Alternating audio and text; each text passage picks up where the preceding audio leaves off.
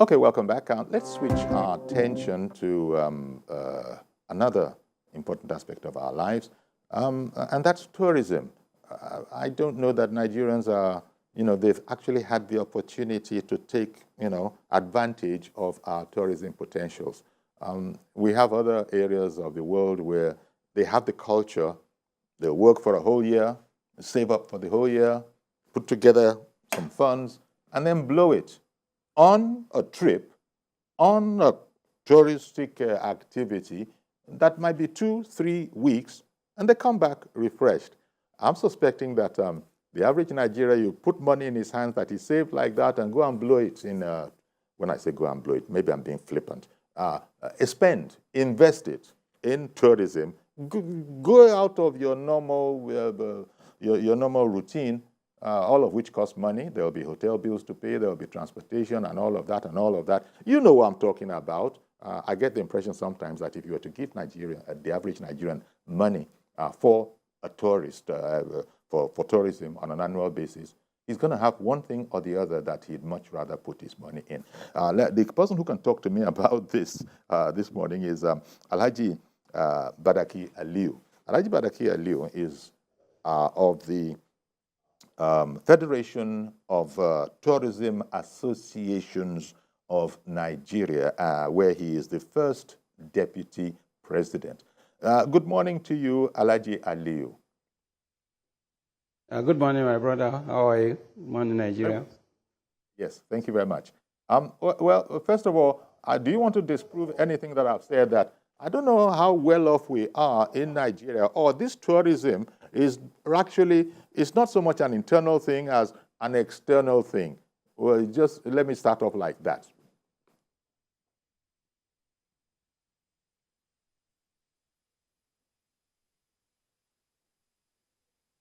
Pardon? Oh, you didn't hear me well. Yeah, I can hear you now. Please. Oh, I'm so sorry. That's technical. So I was saying, if you heard my introduction, what I was saying was that the average Nigerian might not feel that he can afford to, be involved in the tourism trade. He's probably going to say, where's the money? I've not eaten yet. You're talking tourism. So is tourism for visitors, for outsiders, or is there a Nigerian aspect to it too? Let me start off like that. Yeah, thank you very much. If you have that notion, it will be a misconception. Tourism is for everybody. You don't have to be too rich, and before you can engage in it, consciously or unconsciously, we all, one way or the other, involved in tourism. What is tourism? It's a way of life. You move from one destination to another in order to enjoy yourself, areas of leisure, and in some cases, transaction of businesses or health. So consciously or unconsciously, we are involved in one way or the other. You don't have to be too rich to be there, though in embarking on tourism, you need to exchange some valuable money too to be able to embark on it. So it's for everybody. It is for everybody. So it's a matter of attitude then. As far as the internal aspect of tourism is concerned, people just have to have the attitude that you owe yourself this favor.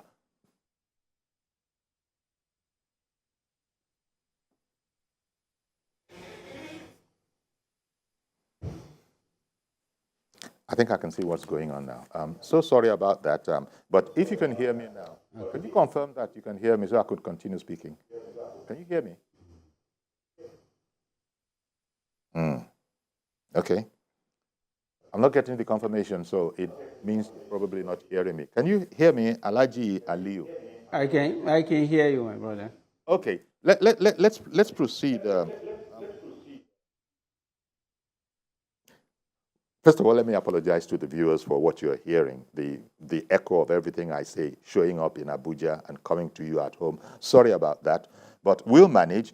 Now, Alhaji Aliu, I wanted to ask, the tourism ministry that is new, it's a fresh ministry that's standing on its own. Did you expect that?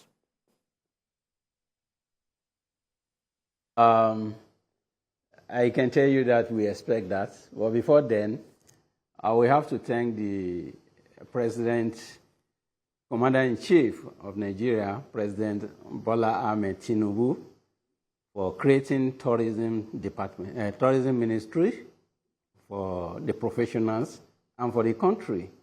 It shows clearly that this is a listening government, and the president himself, it shows clearly that it's with the people. Why do I say that? We've been agitating for this for long, for more than 8 years now, for a standalone ministry to take care of tourism, and we've not been able to get it.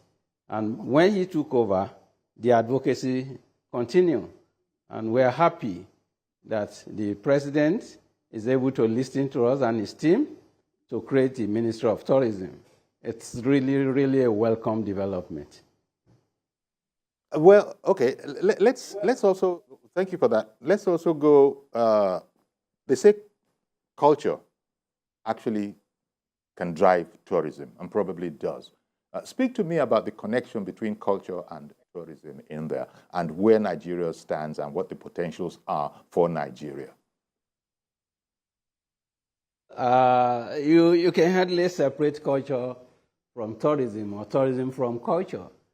Culture is the content at which tourism drives.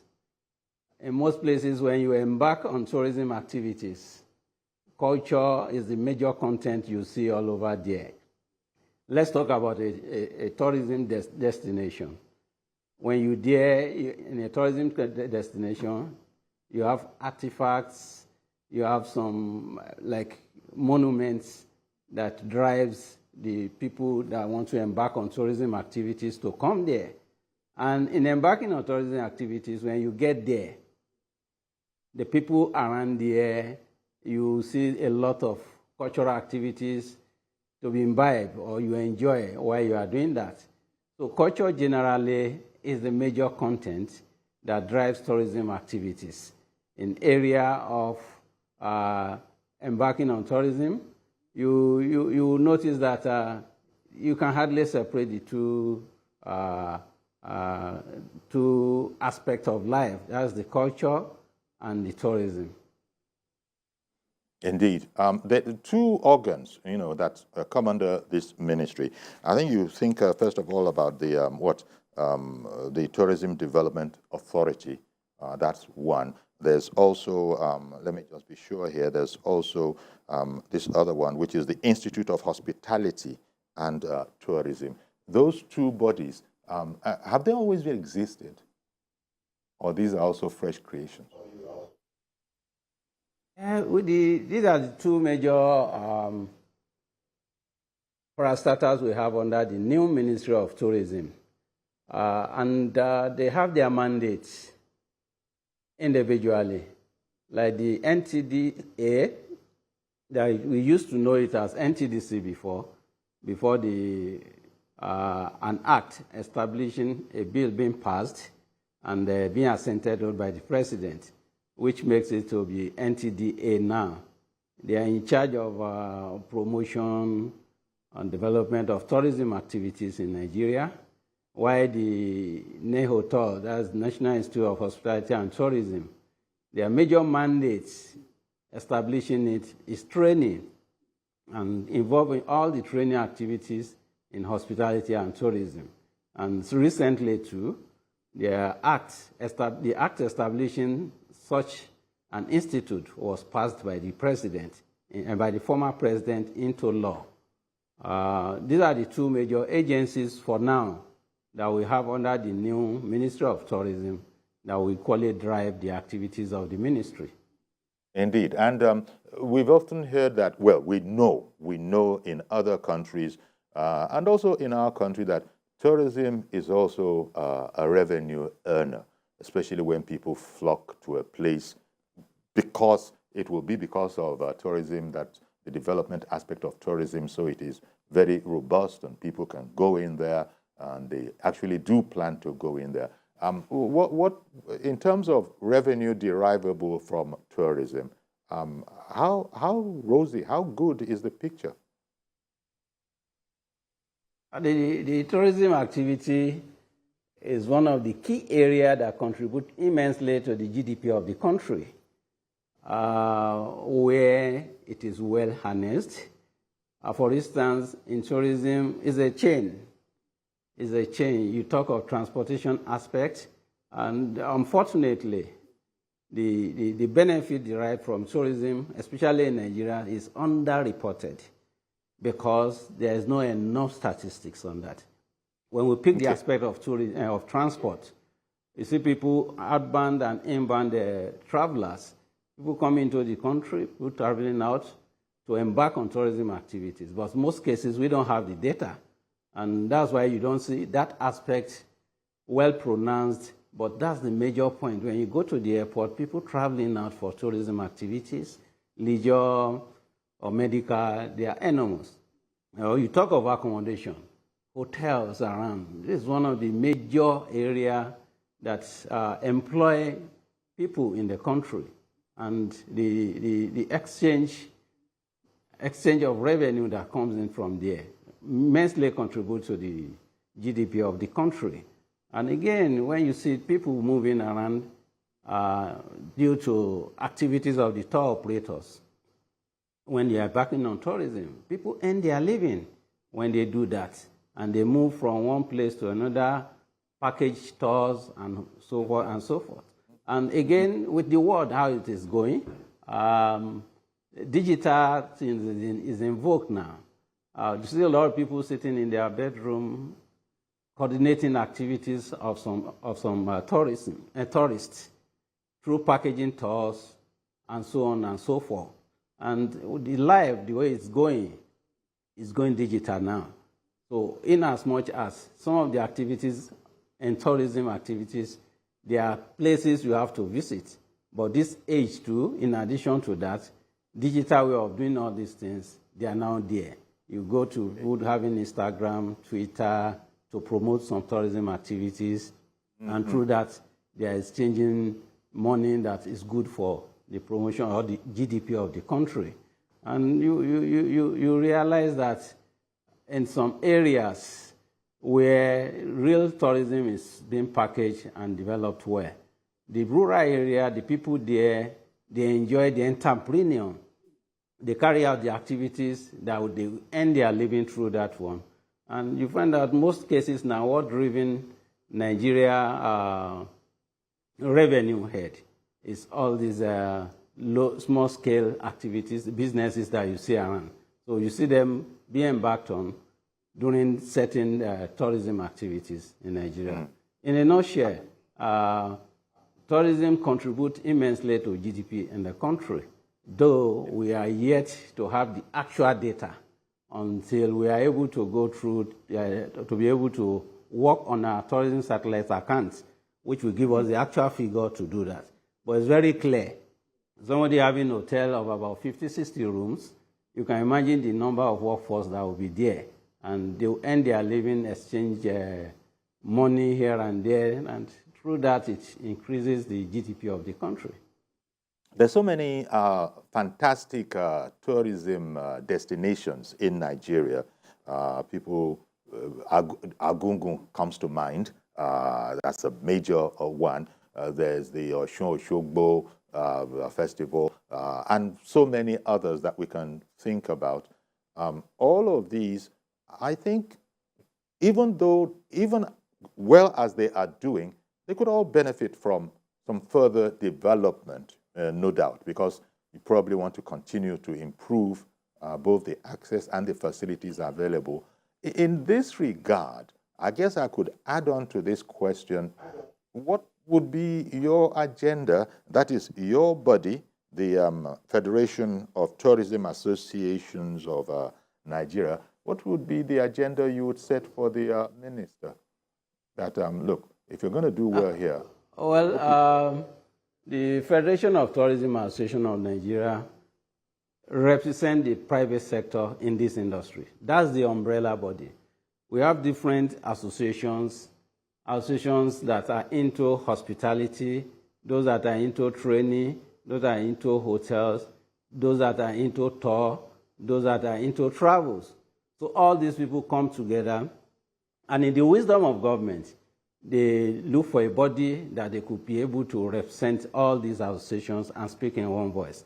And that's why the creation of FTAN, Federation of Tourism Association of Nigeria, takes place. That's the main umbrella body coordinating associations that are involved in tourism activities, especially the private sectors. And with the new ministry or the ministers coming in, it's a good thing for her to come in.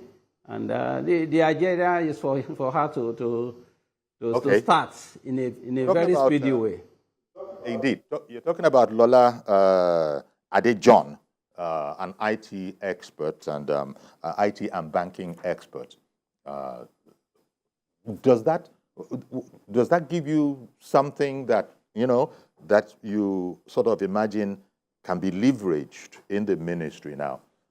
Because you're talking about some of these things that, look, we don't have the facts, the statistics, the figures, but the one thing that bankers and IT experts do have is figures. So quickly applying all of this to our tourism industry, our tourism sector, I imagine, would you agree that it's like a round peg in a round hole? It's one thing about culture Well, not quite, but this is purely an administration. And I'm happy with the way the Honorable Minister started. He made it known this is a new area she has come into. But we are confident with the way she started and her vision in driving tourism, in the sense that her background, being a banker, being an IT person, those things can be applied for her to be able to kickstart the running of the affair of the distance, provided she's able to quickly embark on certain things. One, she has started having meetings with the ministry people, the government agencies, but she needs to start or to organize quickly too, to have a meeting or stakeholder meeting with the private sector, especially Federation of Tourism Association, representing the private sector in the industry, and other interested party in it. And again, while doing this, major things that has affected tourism so far in Nigeria is lack of policy. We need to quickly, as a matter of urgency, now sit down to be able to bring on board, to have a robust tourism policy that will help the industry to grow. Fortunately, this is the only thing she has to do, is tourism activity, unlike before, where tourism was merged with other agencies like information and all those things. They have divided attention. But this one now is the only thing that the President has called her to serve and to make sure that revenue is taken out from there. Then we have what we call PCT. That's Presidential Council on Tourism. It's one of the big areas that can quickly kickstart and make tourism activities worthwhile. And so she has to look at that and be able to look at activities that will be able to do that. Again, she needs to work with the government and the state governors. Most governors, they don't even know the value of tourism because they have easy money they come to Abuja to collect, whereas they are sitting on money in their various states instead of them sitting down to develop. So she needs to work with them, especially based on the Supreme Court judgment on 2013, that most tourism activities are in the state, so it's their preserved prerogative to be able to develop them. So she needs to use that power, and we do hope that she will be able to have that political will to work with them and straighten this relationship to be able to promote tourism activities in Nigeria. Again, funding is another thing.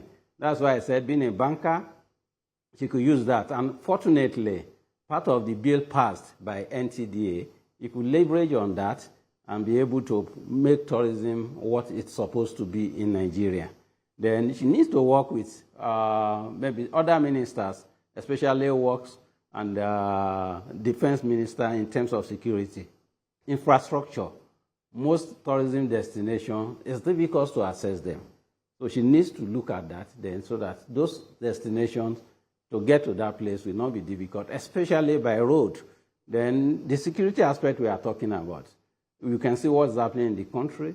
Then she can start with a low-hanging fruit, area that are really safe for tourism activities, then close ranks with them, while she's working with all security agencies to maybe should be sure that security is provided as expected to the potential tourists. Thank you very much.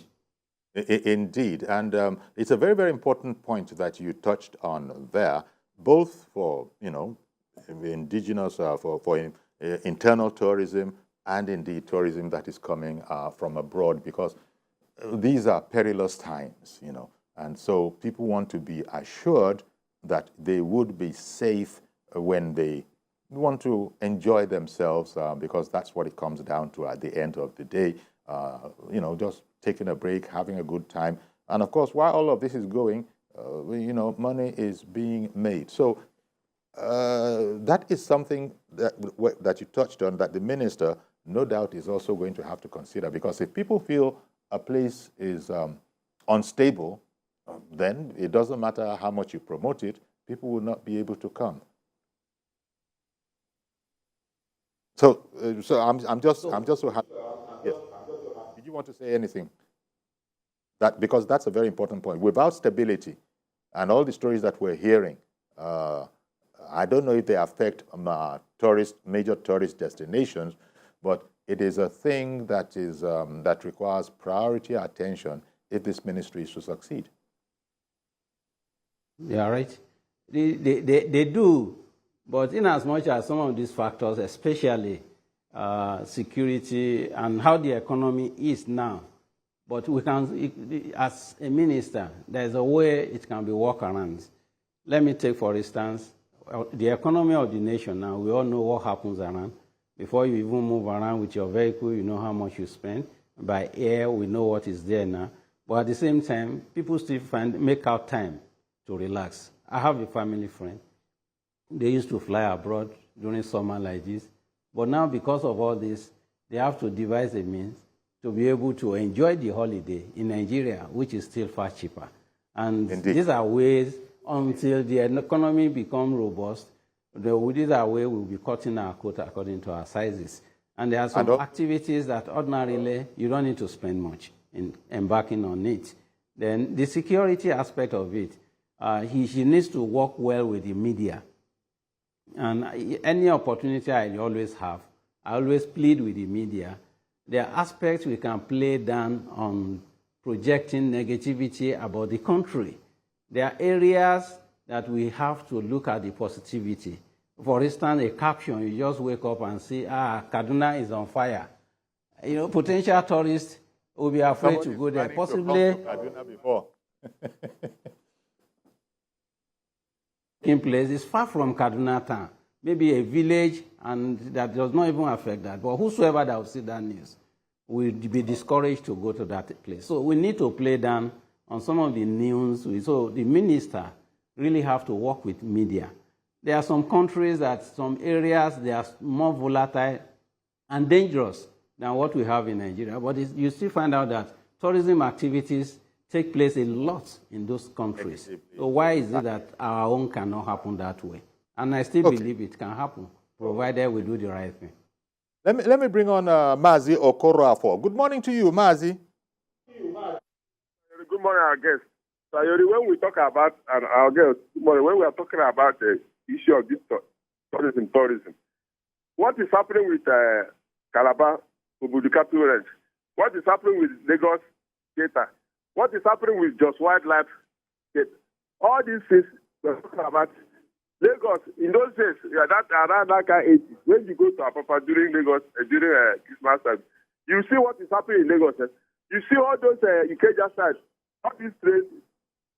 You enjoy Lagos during Christmas and 247. But now what is happening? You see that the tourists or the manufacturers or the people into tourism are not willing to do it or what? Now, look at Saudi Arabia. Saudi Arabia, we know them as one of the regions in terms of oil production. What happened? For the past 5 years or 6 years, they have done a U-turn into tourism. Different types of some certain laws that was very, very harsh. They have now reduced everything. So let's find out exactly. Let's find out from our guest because I imagine he was agreeing. Thank you very much, Mazi, for coming in on that. Things like the Yankari Game Reserve that he suggested, those kind of a thing. Would you like to comment on his contribution? Yeah, thank you, Mazi, for coming up with this. These are very important things, and that's part of what I've been trying to put across. There are some of those tourist attractions and tourism destinations, just like he mentioned. But the truth of the matter is that it's just this political will I said. And that was why I said the minister, we have to work with the state governors. You find out most of those things that Mazi mentioned, they are domiciled in various states, and they have chief executives that are in charge. For instance, you say Obutu Cattle Ranch. The way it is today, was it the way it has been? It's not the federal government that will go and do it, or minister that will go and do it. He has to liaise with the governor. Then, before the private sector will now have confidence to invest and promote such destination. Like in Lagos, with the work the governor is doing there, you find that most of those destinations, it will be easily accessible in the area of maybe getting to such destination. For instance, as FTAN, private sector, what we started doing since last year, during the World Tourism Day, we make it as a point of duty for any state we are celebrating that. We must promote one destination for people to be able to visit that. Like last year, we did that in Lagos.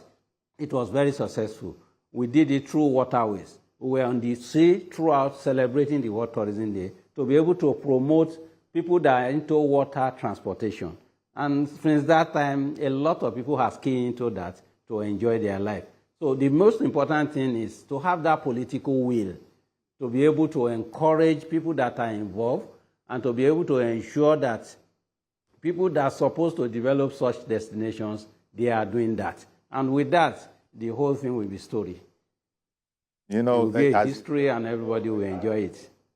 Indeed. And I just want to thank you very much, Alhaji Aliyu, because it's a lot to unpackage. The minister, no doubt, is fully aware of this. And I imagine, like everybody else, we wish her the best. Certainly, your association, the Federation of Tourism Association of Nigeria, will be wishing her the best so that we can get to where we need to be and we can be in Nigeria as it relates to tourism. Thank you very much, sir, for coming on our program and enlightening us on these aspects of tourism and what needs to be done. We sort of barely scratched the surface, but we can do this another time. Thank you very much. Thank you very much. I do appreciate that. All right, then. So that's Alhaji Badaki Aliyu, First Deputy President, Federation of Tourism Association of Nigeria, FTAN. And that's our program today. Please join us tomorrow for a fresh edition. I am Yori Folarin. Bye-bye for now.